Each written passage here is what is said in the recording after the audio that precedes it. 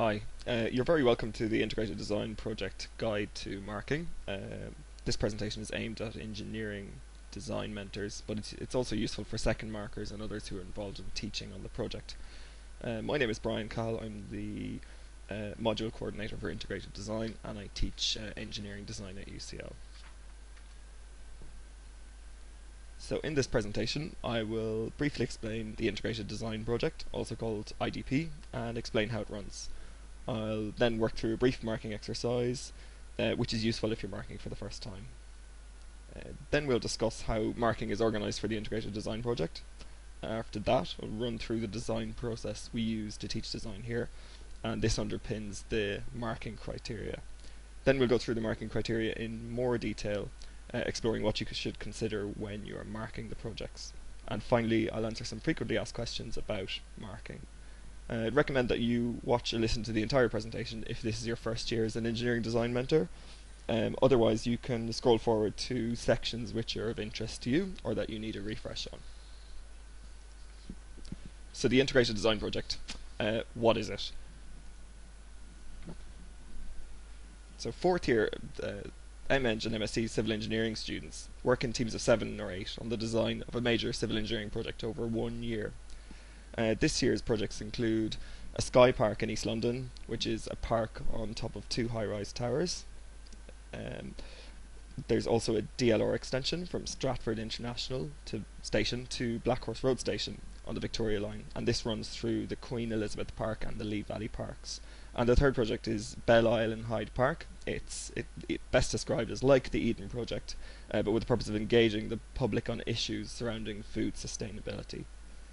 Previous projects that we've run include skyscrapers, flood prevention projects, ports, marinas, train stations, bridges, airports, railways, universities, and a research station in the Antarctic. In term 2, students take on the development of a specific part of the technical design, and they do that in much more depth. They normally work in one of the following areas: so bridge or building structures, geotechnics, tunnels, transport, rail design, environmental engineering, sustainable building design, energy, water, fluid engineering, and construction.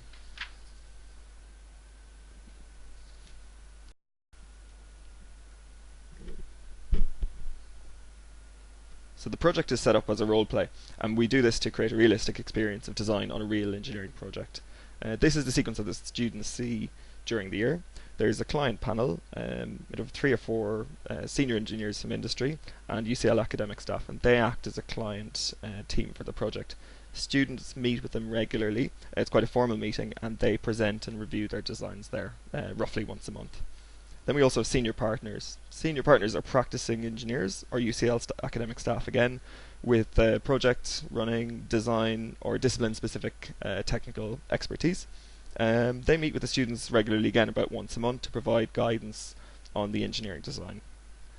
Students then make several stage submissions during the year, and there are a couple of milestone presentations. These are important presentations, usually with a large audience. They include a public scheme display and the final presentations at the end of the year. So this sequence is repeated 6 or 7 times throughout the year, and the students get used to it quite quickly. And alongside this, we run lots of workshops to help improve the design skills of our students. These would include architecture, conceptual, structural, and geotechnical design, how to do an environmental impact assessment, how to do a sustainability assessment, drainage design, rail design, geotechnics, and construction. We also run workshops on project skills or softer skills such as drawing and sketching, how to run a client meeting, graphic design, design team management, how to make a decision, how to integrate your project. And as well as that, students have their own meetings. They're responsible for managing their project and running their own project team meetings, so they meet regularly to coordinate work and integrate. The project is structured as shown in the diagram. It loosely follows the REBA and ACE work stages, and so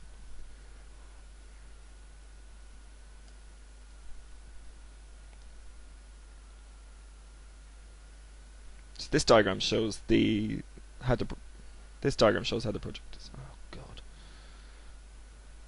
This diagram shows how the project is structured, and it's mapped to the REBA and ACE work stages.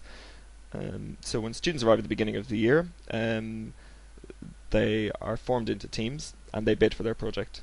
They're given a brief and they start working on it in October.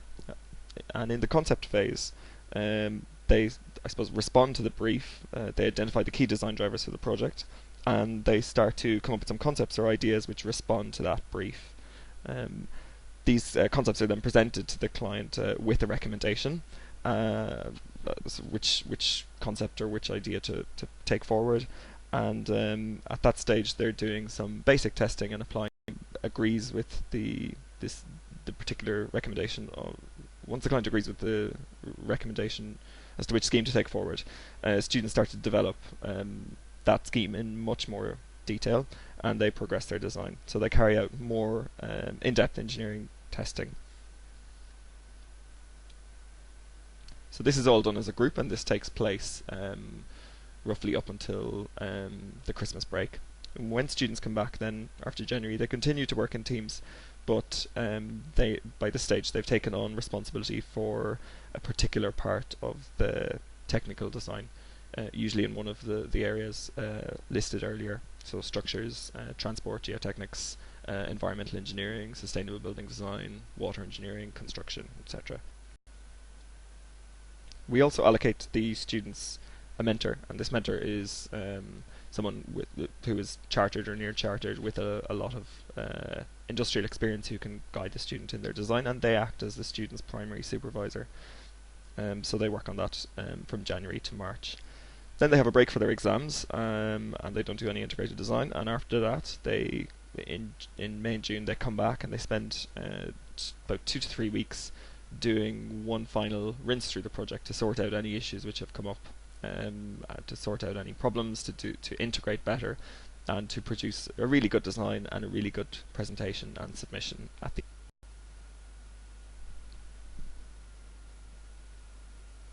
So this is the assessment breakdown for the project, and this shows the marks that are allocated for the different pieces of work that students do during the year. So there is 20% for communication, which includes client meetings and important presentations. There's 50% for the group submissions, and there is 25% for the individual submission, which is what you're marking now. There's also 5% for attendance. This individual piece of work that you're marking right now is worth 12.5% of the student's final year. So it's 1/8 of it, basically, which is the same weighting as a regular module. And the time that they have to spend on this is roughly 50% of their time over a term, which is 2 months, or 1 month's full-time work, plus a little bit extra because it is their final project. We also have contribution factors, and these give students an input into their colleagues' results, and it allows them to comment on their performance and for that to be built into the group results. These numbers are done confidentially, and they allow us to adjust group marks up or down for each student to reflect their contribution to the team, and they are moderated by us, but it's just useful to be aware that they are there. So now we're going to do a brief marking exercise, and it's an essay, and it comes from a book called Strategies for Diversifying Assessment in Higher Education by Brown, Rust and Gibbs. And it's a useful, I suppose, introduction to marking. If you've done it before, you can skip forward to the next section. So what you will be doing is you've been given 2 essays, and they're written by 2 different students. We'd like you to mark each out of 10, with 4 as the pass mark, and also think about the strengths, the weaknesses, and tell students how they could improve their essay. The question that the students have been asked to answer is: assess the noise pollution problems caused by Concord around airports. So that's assess the noise pollution problems caused by Concord around airports, and you don't need to be an expert on noise pollution in order to be able to judge this piece of work. I suppose that's the point.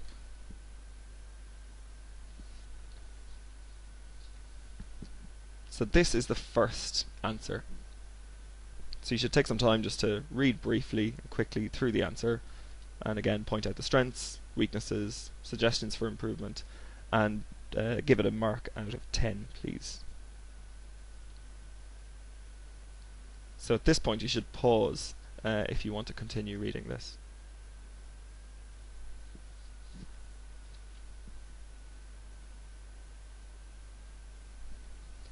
This is the second marking exercise. And again, we ask you to do the same thing: strengths, weaknesses, suggestions for improvements, and give it a mark out of 10.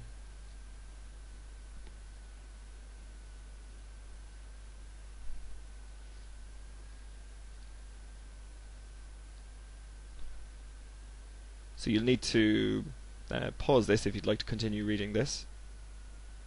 And if you have a colleague or somebody you work with who is also marking, it's worth doing it together, and afterwards comparing your answers, your comments, and also the marks.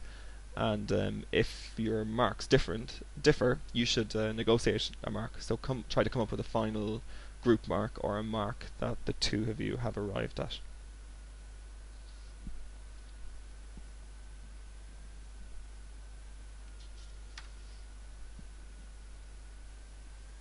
Okay, and this is the commentary on the marking exercise you've just completed. So if you haven't completed the marking exercise, you don't read it just yet. But what it basically says is that lots of people have marked this. The first essay tends to get marks between 3 and 7, and that's averaged at about 5. And the reasons for this are in this piece of text here. You can read them and see if you came up with any of the same reasoning. And then the second essay is usually graded between 5 and 10, so the average of that is 7. So generally it's considered that the second essay is the better one, and you can read through the reasons for this in your own time and see if you agreed or not with those reasons. So again, you should pause this now if you'd like to spend more time reading it. And I'm just going to go straight to the main points or the conclusions of this exercise. They're in the red box down the bottom. So the first thing is that there's generally kind of broad agreement of what quality is and what we should be looking for when we're assessing the work of students. But there are huge difference in the standards and judgments of people who do marking. And the reason for that is because we all value different things slightly differently, and we give them different priority when we're marking. And that's okay, it's fine, perfectly normal. And the marking that we do in the project is organised in the way it is for this reason. So it's second marked by a member of academic staff, it's moderated by the design team, and then the marks are all agreed at a meeting. So you're not the only one marking this piece of work. And our projects are also very different, and people's assessment of their quality is subjective and again open to interpretation. So that's why we give a marking criteria in order to explain what we think is important when you're reading your students' reports. And just to note that you, as the supervisor, are probably in the best position to assess the project because you've been working with the student all along, and you probably already have an idea of what's going to be in it or what you can expect. So we've given this exercise to give you some confidence in marking, to show that it's not particularly difficult, and even people with no experience can come up with some useful feedback, and will tend to agree with some other people as to the quality. And then it's just also as well to show us that it's quite normal to agree or negotiate a mark with another marker, and this is part of the process and will likely happen in your project as well, or it does in some cases. So just to explain how marking is organised for this particular project. First marking is done by engineering design mentors who act as the project supervisor. The second marking is then done by a member of UCL academic staff. And if they disagree with your first mark, as in if it's a significant difference, say 5 to 10%, they'll get in touch with you to discuss your reasons and their reasons for giving the mark that they have, and then you're asked to, I suppose, come to agreement on a mark. Sometimes it is averaged, and other times one of the markers will give way. based on the other's reasoning, and that's perfectly fine. If you can't resolve it, you can get in touch with Brian or James to discuss what you should do. After that, then it's moderated by the design teaching team meeting. So we briefly look at every project and compare the work that different students have done, and do a check to check on the assessment. And this is done in mid-May, and then the results are finalised at a meeting involving lots of academic staff in mid-May. The projects are then returned to the students with your comments and feedback and their final result after the exams at the end of May. So it's going to be the end of May before the student knows how they've done and receives your feedback. So for this reason, please don't discuss any marks with your student or give them the feedback. It's better if it all comes to them at the one time through us. So thanks for that.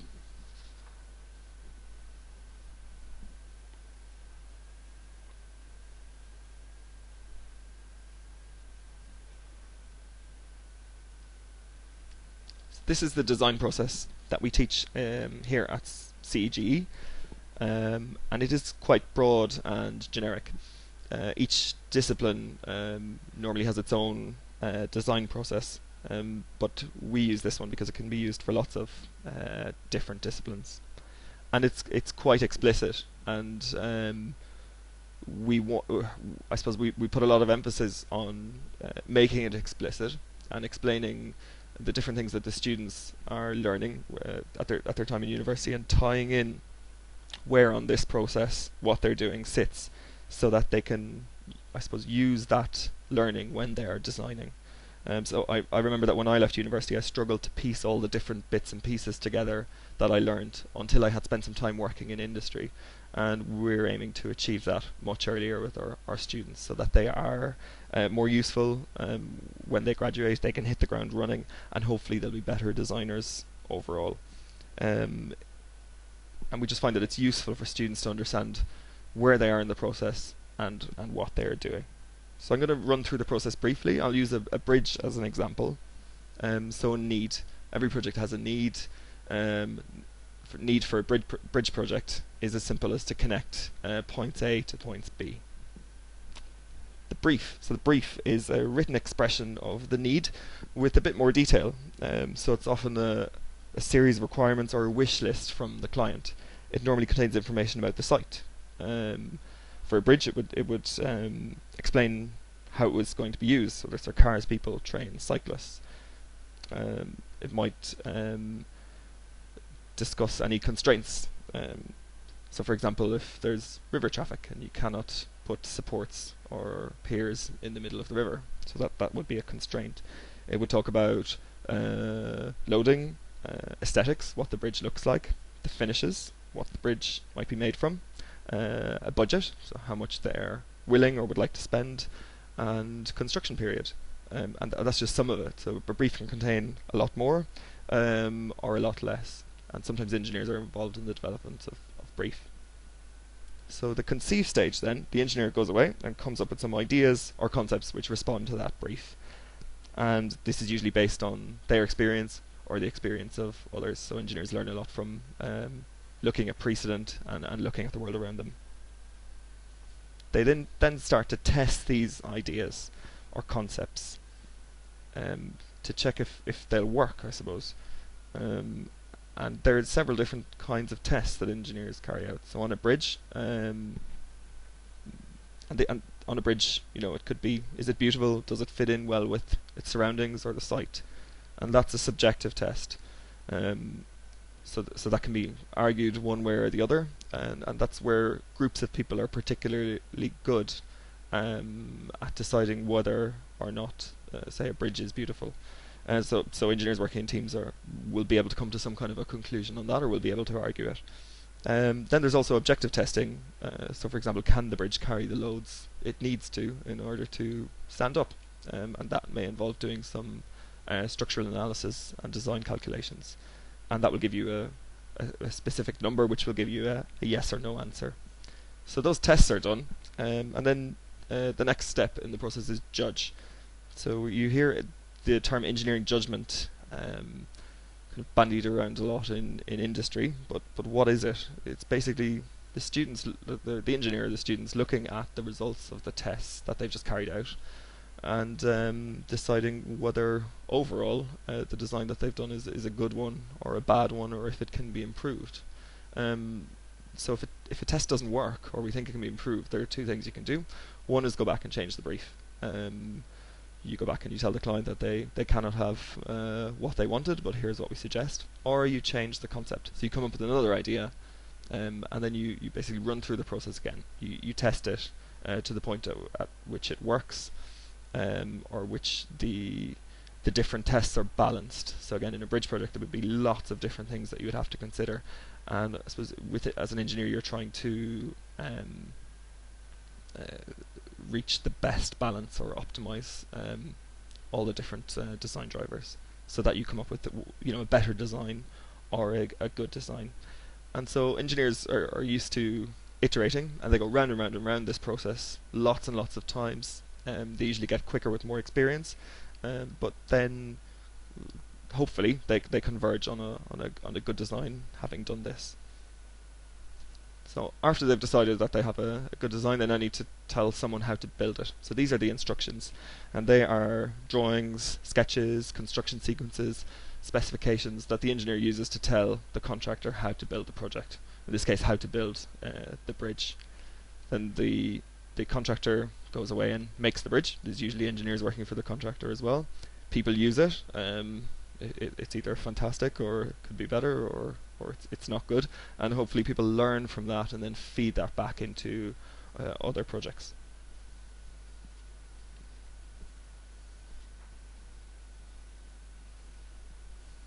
So on to the marking criteria, and we've used that process as the marking criteria for these individual projects. So it follows the same design process, with 10 marks for brief, 15 marks for conceive, 40 for test, 15 for judge, and 20 for instruct. Now these aren't the chapters in the report, so you shouldn't expect to see brief, conceive, test, judge, instruct as headings in the report that the students prepare, because it should read like a story or like a design report, and you'll need to use your judgment, I suppose, to decide how well they've done in each of these criteria or categories. Now I'm going to run through the marking sheet that you'll be using. So right at the top there is a box, and you fill in the student's name, the project's name, your name, and the second marker, and tick the box to say who you are. Then there's a diagram just to remind you of the different marks for each of the criteria: brief, conceive, test, judge, instruct. And at the bottom of that page there is a note just to remind you not to provide any marks to students, please. And then there's a box for you to add up the marks for the different categories, which are on the following pages, and give a total mark out of 100. There's a note in red there which is quite important, which says that if a student gets less than 50%, they'll be asked to resubmit, and their mark is then capped at 50%. So 50% is the pass mark for this subject. And if a student achieves less than that pass mark, it's usually for two reasons. It's the first one is usually that they just haven't done enough work to satisfy the marking criteria. Sometimes pieces of the pieces are missing, or it's just not of a good enough standard to pass.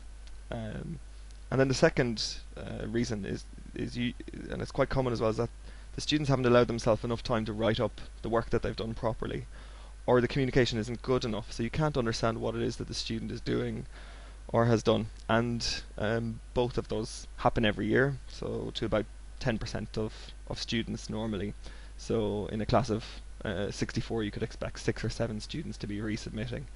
Now when we ask them to resubmit, we get them to do a 5-page report which addresses the problems that have been listed in the feedback. So it's important that you still give feedback if the student has achieved less than 50%, so that they can improve. So it's a reminder then just to mark the submission as it is. it sometimes happens that a student fails or receives a mark of less than 50%, but they have a chance to improve, and I suppose not to take it as a reflection of your work with the student. It is.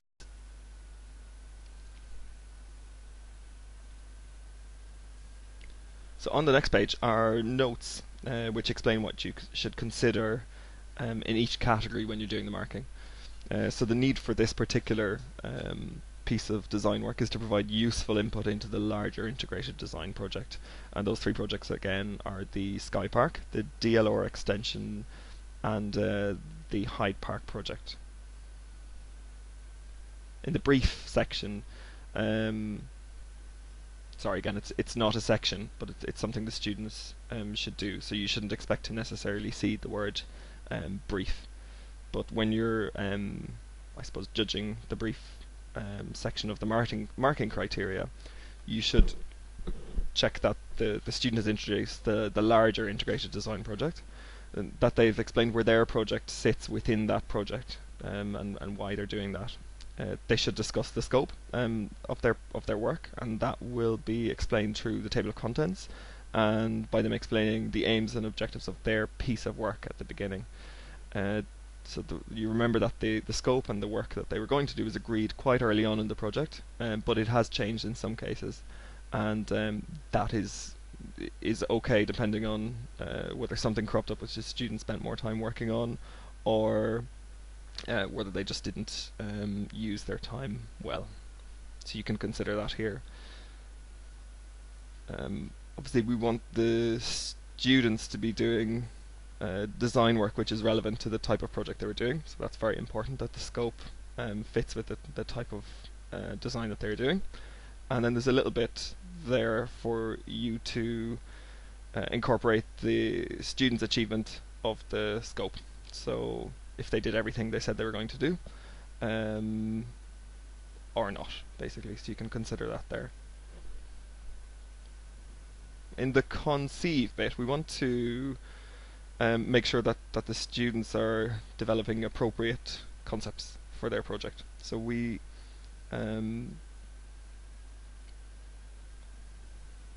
want them to be doing something that you wouldn't do in real life. So we're trying to make it a realistic, good solution, recognizing that there are usually several different ways of doing a good design. So we're interested in their reasoning for the concept. We want them to explain why it is they're designing what they are designing. And we don't want them to redo the concept for the larger project, because they've already done that in an earlier stage. But we do want them to, I suppose, go through the conceive, test, judge process again for their individual project. They should explain the reasons for what it is that they are designing. They may want to talk about the advantages and disadvantages, or the pros and cons, but they must justify in some shape or form why they're designing what it is they're designing. Now you can then award marks based on how good that justification is, and whether it's correct. So for testing, testing is something engineers are typically very good at, and a lot of engineering courses have a lot of testing type modules.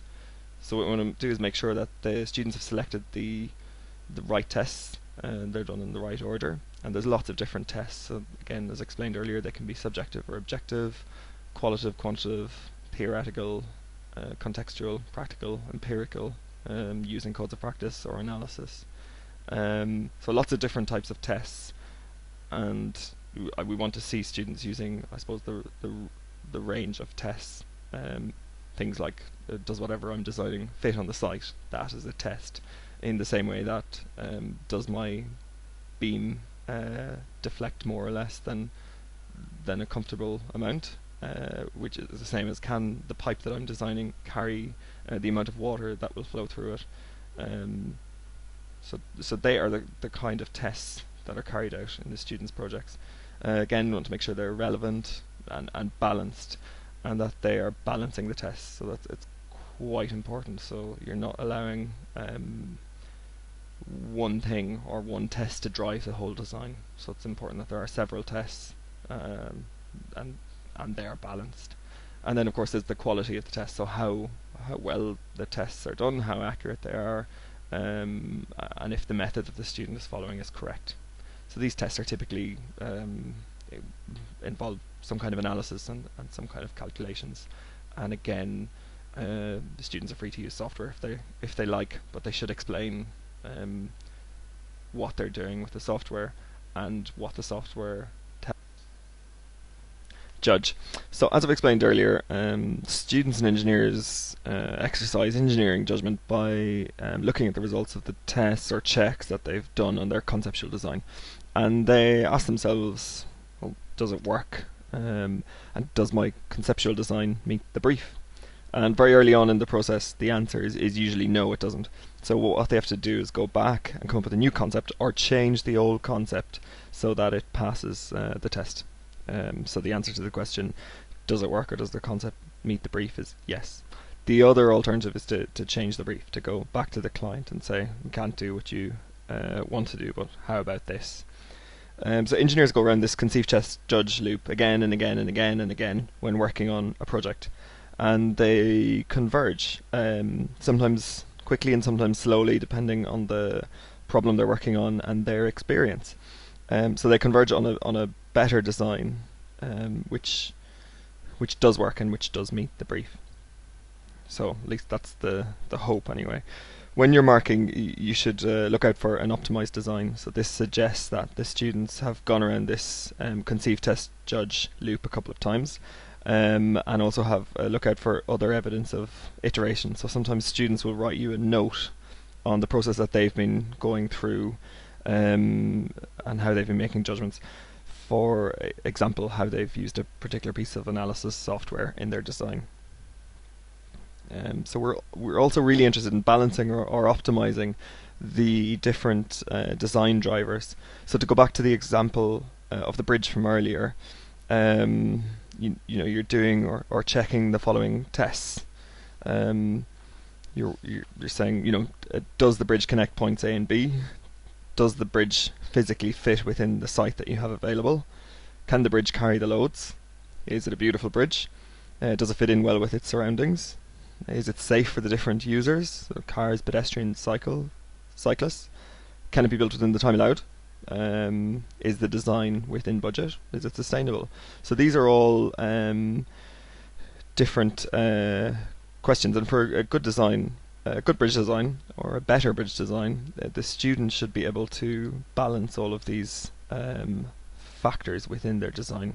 So we're asking you to look at that. So you'll be making a judgment on the student's judgment and whether their design, for want of a better word, is sensible. So we're looking for students to balance all of these different requirements. And so to move on to instruct. So instructions are what are prepared in order to make or build a project. They communicate the final design to the contractor so they can go and build it. And this is usually done through drawings and specifications, sketches, but also reports and calculations. So what we're looking at in the instruct section is, I suppose, how well do these drawings, specifications, sketches, reports and calculations the students have done where they've done them communicate. So how well do they communicate, and how well the design work that they have been doing is communicated in their submission. We're also looking at the presentation, how it's presented in general, and they've had a lot of workshops and assistance with that, and we also want to make sure that the project is referenced properly. So with that, we don't mean we don't require Harvard or Vancouver style referencing because it's not a research report, but we would like the student to back up any claims they make or numbers they use which are important in justifying their design. So they should note that at the end of the page or at the end of the report. So that's it with references. And again, just to repeat what was mentioned in bold at the beginning, in red, if the instructions and communication and presentation is not sufficiently clear or good enough, students should be asked to resubmit, and we'll cap their mark at 50% as well. And one final note, a quick note on that, I suppose, is that in order to do well in this project using that marking scheme, students need to go into some technical depth in some area, so they won't be able to achieve good test marks, for example, unless they go into depth and do some calculations, for example, and move beyond the conceptual stage. But we also want them to, look at the whole breadth of the project, and I suppose feel free to influence it or influence their design or change their project by taking the whole breadth of their particular, by looking at the whole breadth of their particular piece of work. So I realise that's been quite a lot of speaking over two slides, so you might want to listen to this one again. But if you want to have a chat about it over the phone, or if you'd like James or Bryan to run through it with you in person, just get in touch.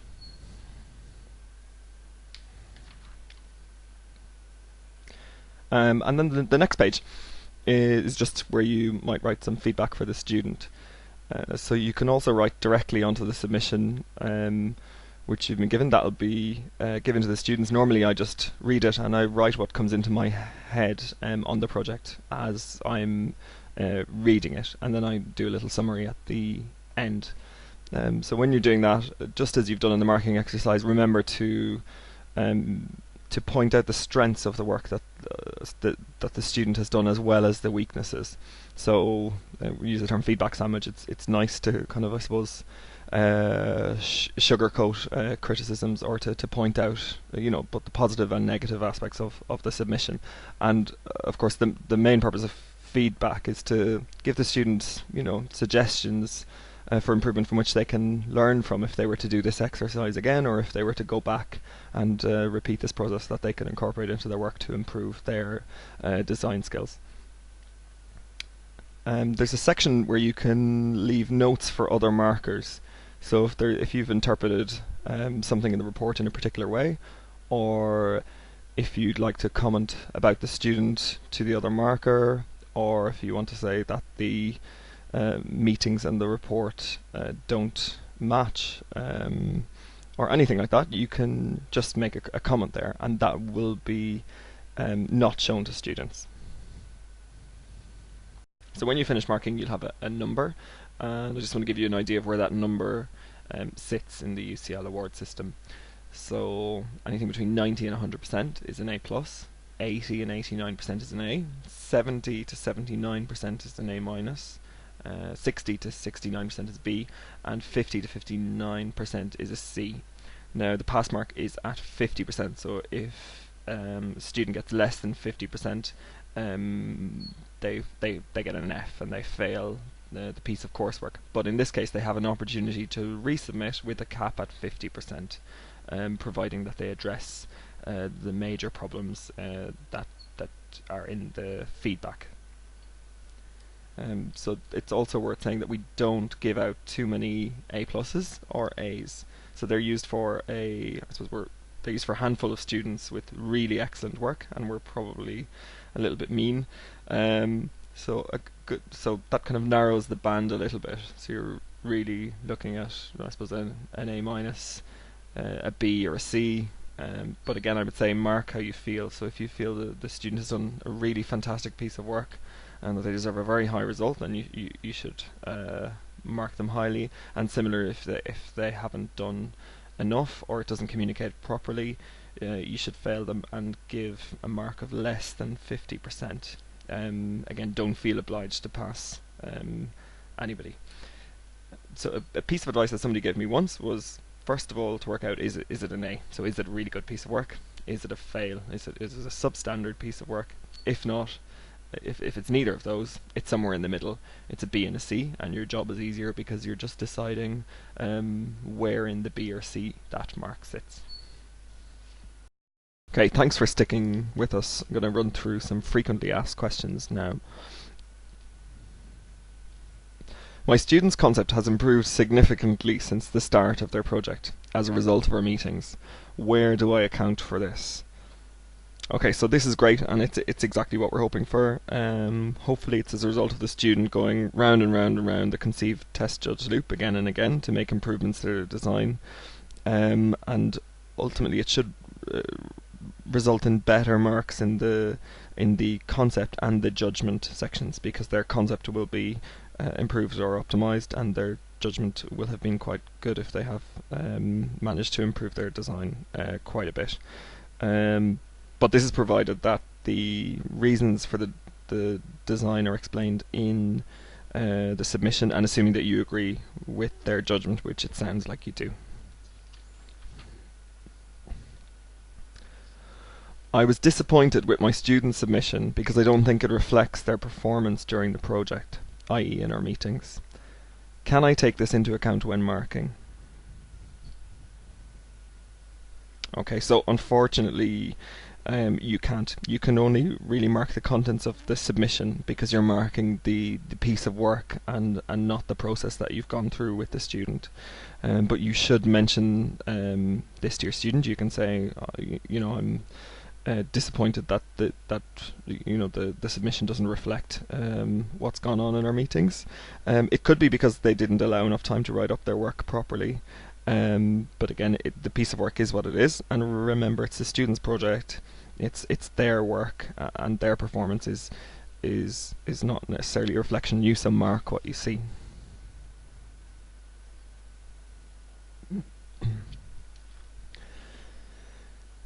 Do I take into account my students' performance in their client meetings or presentations when marking their project?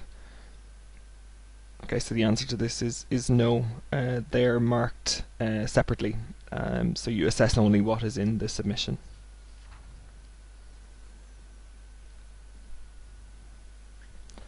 How should calculations be presented?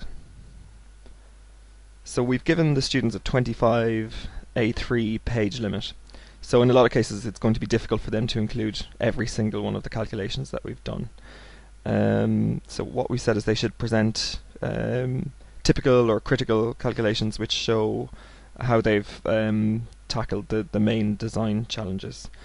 So if I was to look at a building structures example, I would say maybe do a typical floor slab, a long span beam or a difficult beam, and a heavily loaded column or a tricky column. So I would show all of those in detail, and using a calculation sheet and laying it out as a calculation sheet would normally be laid out. And if there's not enough space to show what I want, I would summarize the results of the calculation and put them in a page in the report. And that summary would include, say again, a structural example, the inputs, so your loads, how the behavior, usually shown through a sketch, so for example a bending moment diagram or shear force diagram or deflection diagram. The outputs are the results of your calculation, so the numbers which show the bending moments, shear forces, axial loads, deflections, etc. What I call an OK statement, which says that the actual forces or stresses are less than the allowable forces or stresses, therefore your design works.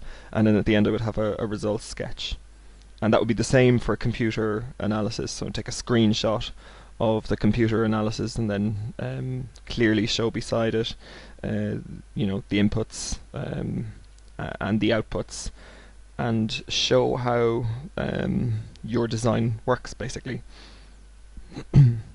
So it's very important again with computer analysis that diagrams have numbers on them, so it shouldn't be just pretty pictures, and it should be very visible from the calculations what is governing the design. So you should be able to check easily if something is optimized or not.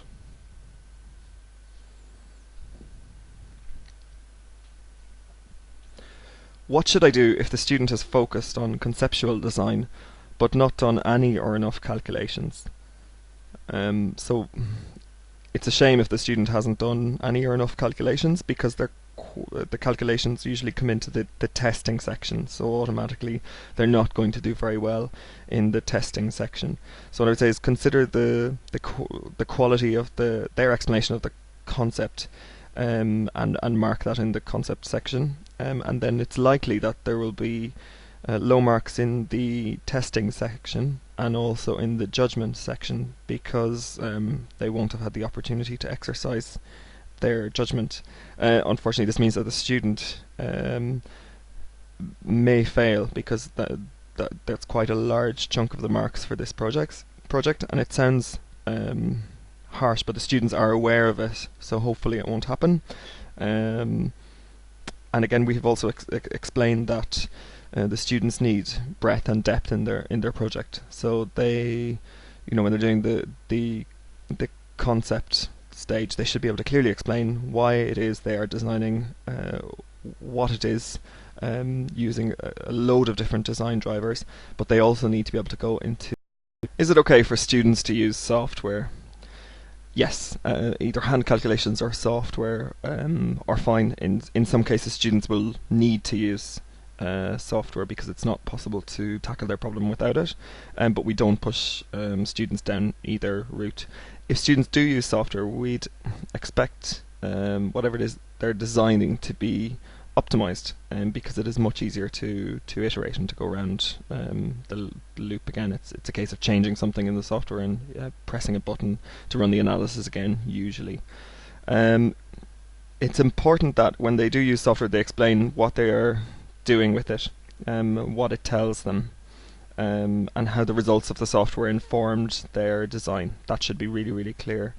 They should explain the output of the software, so maybe using a screen grab with numbers visible or numbers turned on, and you should try and summarize the results in a similar way that you would with a summary sheet for a hand calculation. So it should show the inputs, should show something on the behavior if that's possible, and then the outputs are the results, and then an OK statement saying that the actual load, for example, is less than the allowable load, therefore what I've designed is okay, or it works in this particular case.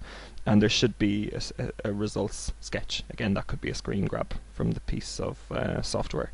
But again, very, very important that the impact of the design is really clear, and that the students are not just saying, I use the computer, my design is fine, because the computer says it's fine. Okay, so they should really understand what's going on. The standard of English is very poor. What should I do? So what we'd say is to try and see through it, I suppose, and try and ignore it a little bit if that's possible. They're doing a degree in civil engineering, not English. Now, I know there's an argument to say that English is very important in engineering and communication, which it is, but it's not essential that it is brilliant. So sometimes with students like this, you'll find that their drawings are quite good, or their drawings or their calculations will explain stuff that their English or their written work doesn't. So where the English is poor, if you think it merits it, I would deduct some marks or deal with it in the instruct section, which sorts out the communication, and I would note it in the feedback that the student needs to either do a spell check or do some work on their English. If it's so poor that you can't understand the submission or what the student is doing, then you need to give the student a mark of less than 50, and the student will resubmit 5 pages which address that feedback. So basically sorting out the English and explaining what it is that they're doing. Their mark will then be capped at 50. Should drawings be included in the submission? Yes. We hope that they would be included in the submission, and that most students or all students would have drawings These should be in A3 format, and they'd be included in the 25 pages limit, which is the maximum number of pages the students can have in their report. At this stage, we'd expect to see engineering drawings, so that they would include sections, plans, and elevations, which show what it is the students is designing in detail and to scale. Students have done a workshop on sketching and drawing and lots of other presentation related stuff. They can do it by AutoCAD or by hand if they like. And some projects will include sketches as well, so the concept will be sketched or construction sequences will be sketched, so that's great. That's what we'd expect, and we've been encouraging students to sketch as well. And these drawings should be assessed in the instruct section of the marking criteria. So if they're good, you again consider this when you're coming to the mark that you're going to give them for instruct. If they're poor, you may want to consider reducing their mark in the instruction section.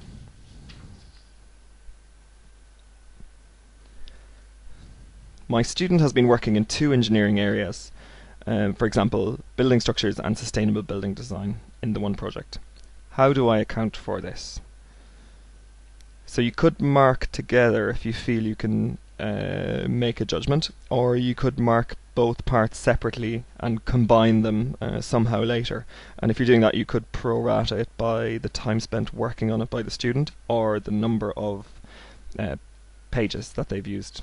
So either one of those would probably work. And again, it's very important that there is technical depth in one of these areas. So it shouldn't be the front end of the design process. It shouldn't all be very conceptual. Otherwise, the student will struggle to do well in the testing section, which they will need to in order to get a high mark. How are students with dyslexia assessed? More or less in the same way as other students. They are allowed some extra time in exams and for writing up if they request it. But what I would say is to spend a little bit more time teasing through the submission if English appears to be an issue. And again, come and have a chat with James or I if it's a problem. But in summary, they're treated in the same way as other students. So there's there is no difference in how you would mark the project.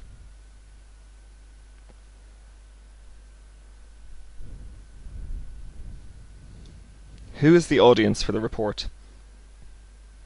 Okay, so the audience is a client, but they are a technically literate client. So as many client bodies or client teams are. So for example, Transport for London would have a lot of technically literate engineers acting as clients. And what we said is that you should be taking the client on your journey of thinking from the justification of the concept down through to the detailed design and drawings of what it is that they're designing.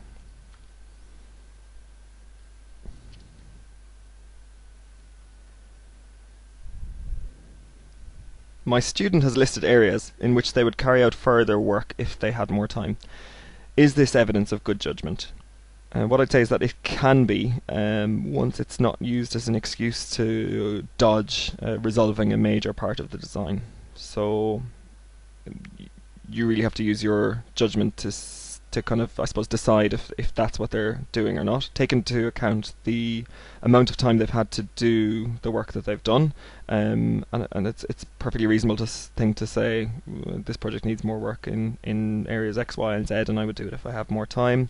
You can also check their original scope and plan to see if it was part of their earlier work, and if they basically should have done it or it should have been included in the work. Completed to high standard, but the student has not interpreted the results correctly or acted on them, suggesting they don't understand what they are doing. For example, the student has designed a floor slab which is deflecting by approximately 1 meter, but has not identified this as a problem. How should I mark this? So this sounds to me like evidence of really poor judgment, so the judgment mark would be quite low. Usually where this happens, there would be mistakes or problems elsewhere. with other sections. For example, the conceptual design, there may be flaws with that, and also the drawings may not be done to a great standard. But again, I would say have a look at each of these separately and come to some kind of a decision on it. The student may do quite well in the testing section, but only if they've done, the correct tests well. But again, normally where there's something like this, which it should be quite obvious that there's a problem, there are usually a series of other problems throughout the submission. My student is likely to have to resubmit. I'm unsure if I should fail them. So what you can do is read through your feedback and marking again, have a think about it, and have I been too harsh or have I been too generous, and try and figure out how near it is to that 50%. If it's a long way below it, it's a clear resubmit. If it's borderline, then you may want to have a think about it. You can call Bryan or James to have a chat about it. If resubmission is needed, the student can rectify the problems you've identified, and their mark will be capped at 50. So again, that's an improvement on a failing mark of 47, even though it's not great, but they are capped at 50. This happens to about 10% of students each year. And it's not something we do lightly. We do double check it in here as well before we decide to ask the student to resubmit. I'm having difficulty mapping an environmental project or construction project to your design process, and I need some further guidance.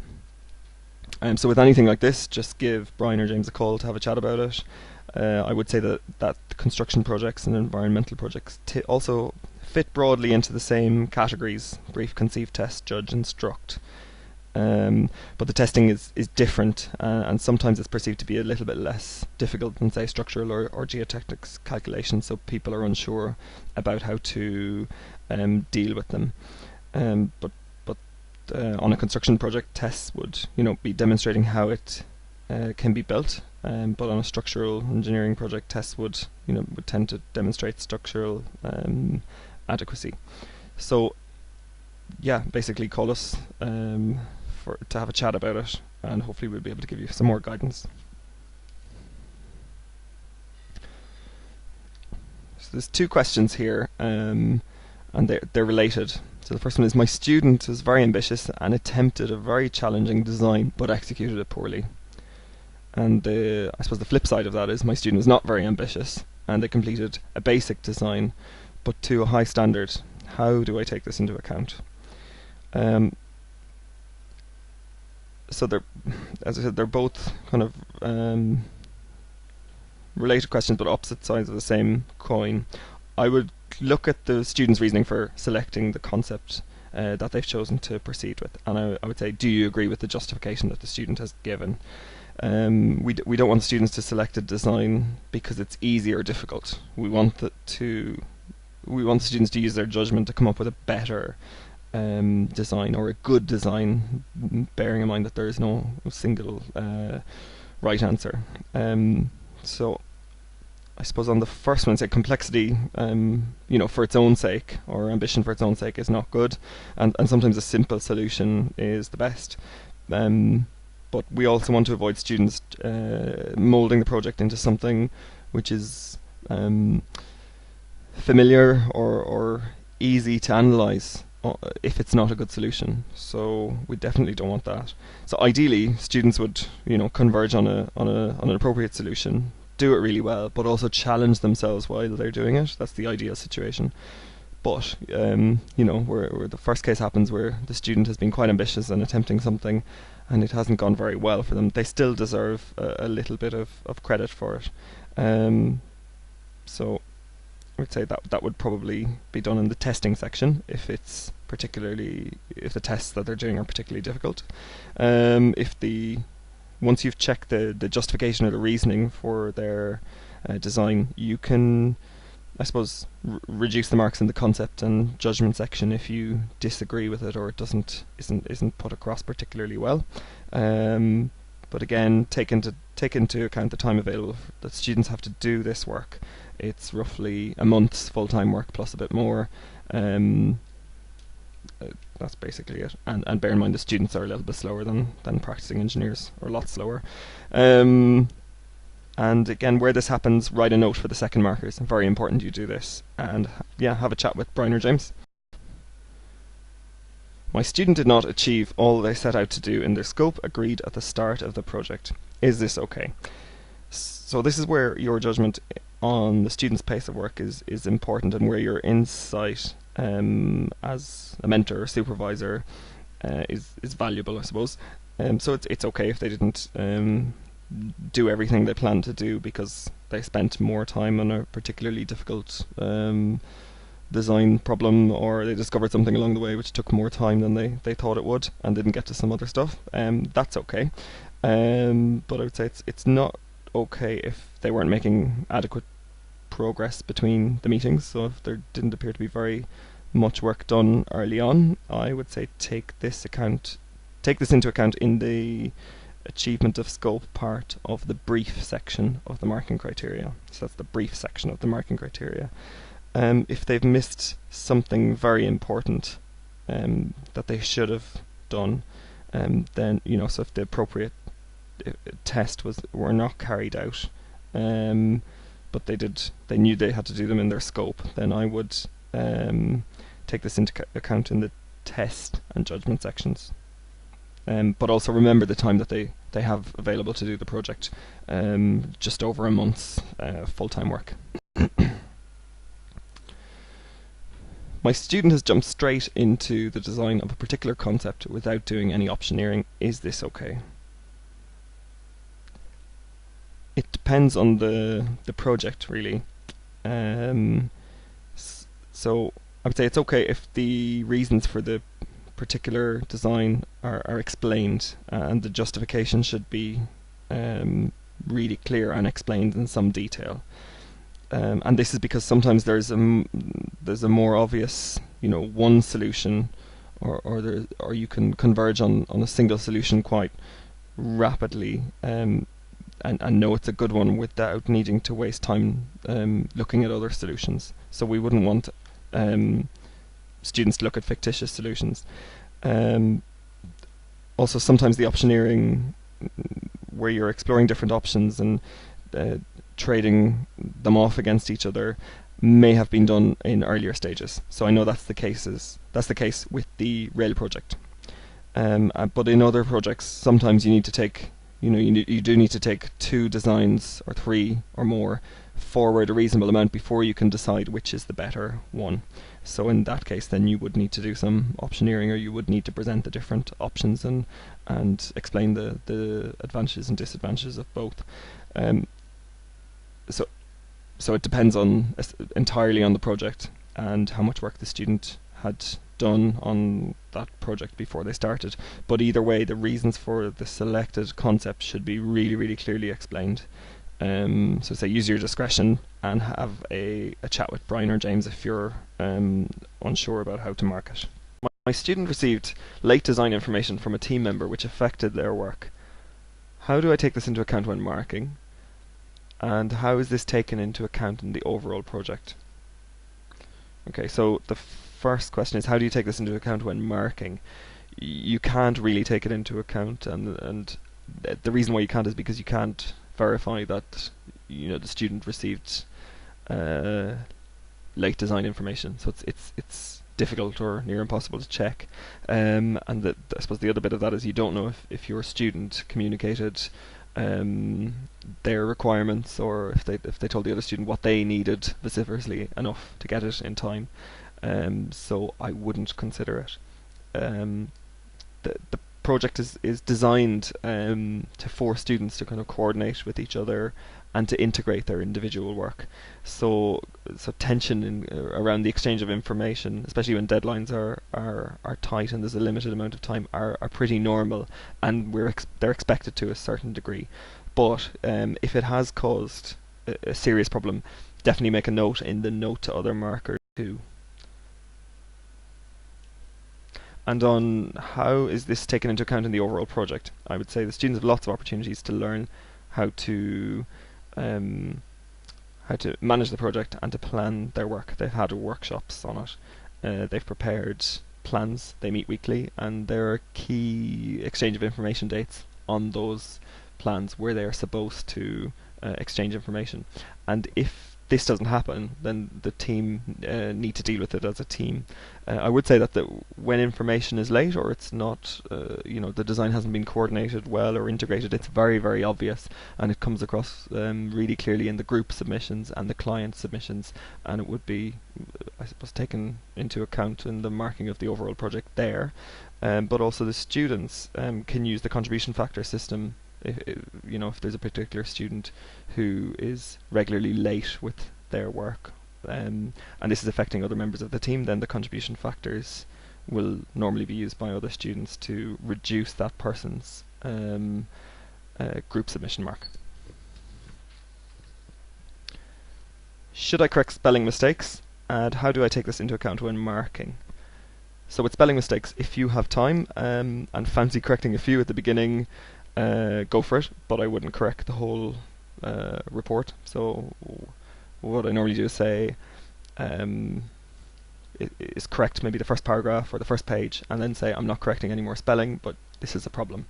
I'd note it in the feedback and say you need to do a spell check, or English is a problem, and then I would take it into account in the instruct section. So the instruct section is where communication of the project is taken into consideration in the marking criteria, but of course depending on the scale of the spelling mistakes. So if it's a couple here or there, it won't make a huge deal of difference to the mark. But if the whole report is riddled with them, then obviously I would reduce the marks in the instruct section slightly.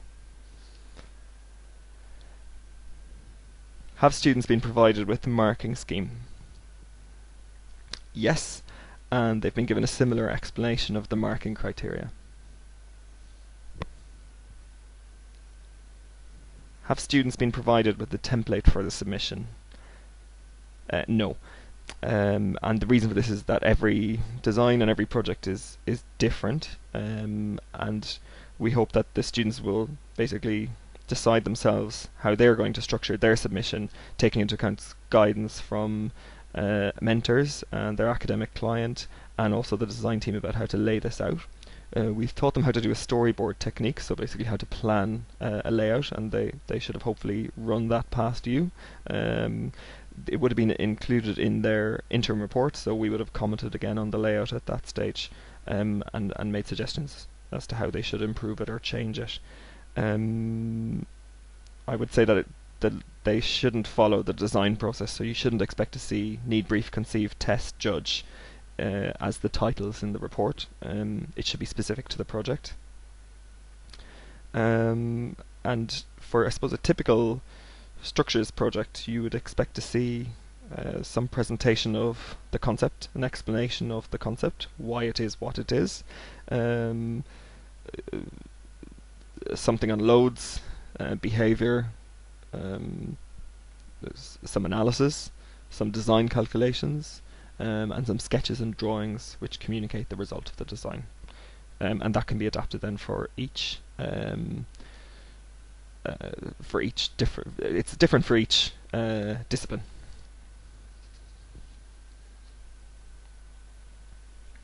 Can I ask my student directly for feedback on their experience? So yes, but please wait until you've finished your marking, because we just need to be careful that it's very clear that there's no link between feedback a student would give you and their mark. They'll also probably give you more honest feedback once the marking is out of the way. Can you circulate marks so that I can check my marking against the final mark awarded to the student? Yes, we'll do this.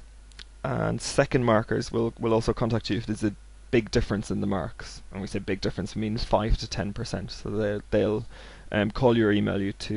Students' calculations are done to a higher standard than I expected. but for what I believe is a completely inappropriate solution. I discussed this with the student during our meetings, but they proceeded with the same design. What should I do? So it's a good idea to read their justification for their decision to proceed with that design, because they may have good reason for doing this, even though you had a discussion about not doing this or about changing the design.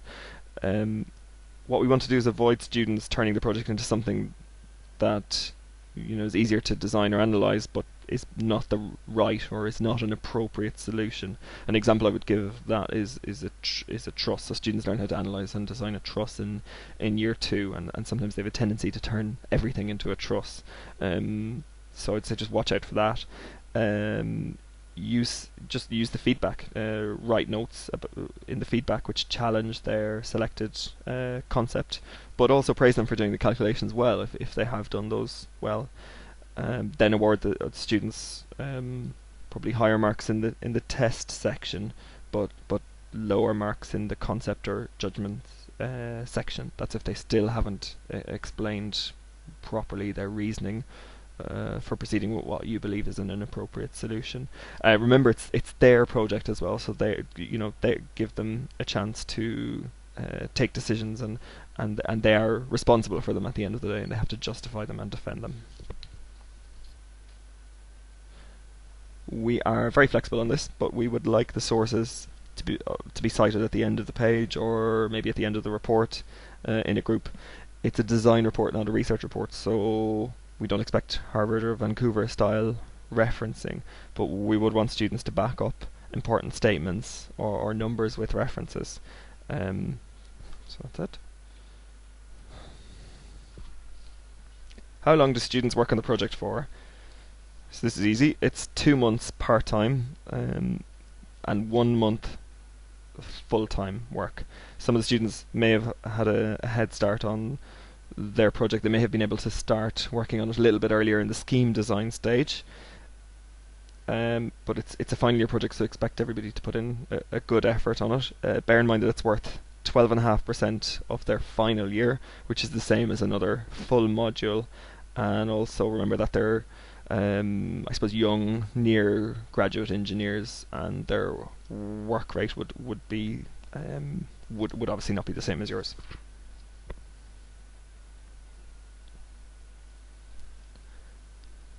What happens when there's a difference of opinion between the first marker and the second marker?